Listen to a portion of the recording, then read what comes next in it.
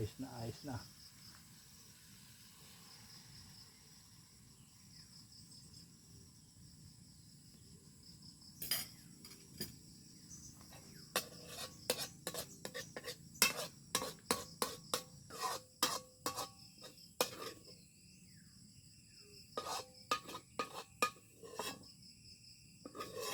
Kamatis at sibuyas, tsaka siyempre kape.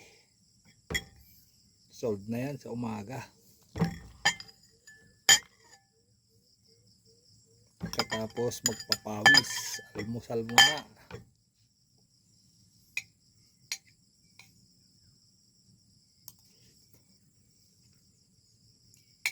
Ganyan lang buhay dito sa bundok. Napakasimpleng buhay.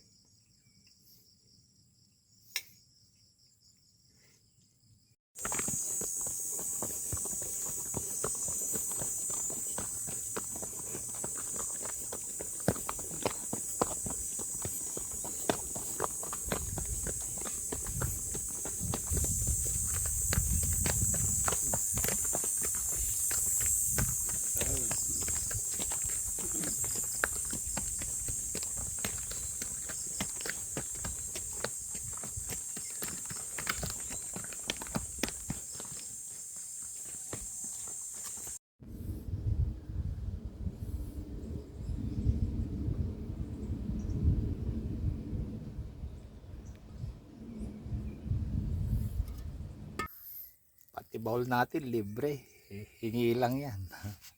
Ako na rin ang nagset para wala nang bayad sa labor. Ayan, oh. Papatuyuin na lang natin yung simento. After 1 day pwede nang gamitin yan. Iyan, oh.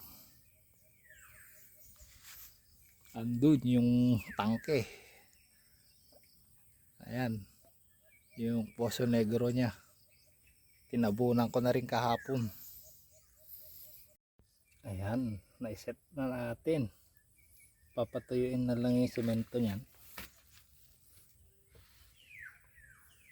at pwede nang gamitin. After 1 day siguro pwede nang gamitin yan.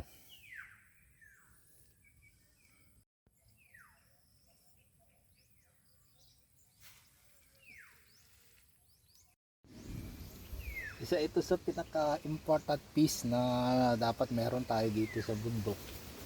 Kaya pinorsige ko na magkaroon ako nito. Ayan, ako na rin ang gumawa. Libre na yung bowl. Andun yung Poso Negro niya sa baba. Ayun, pinagpang na namin kahapon.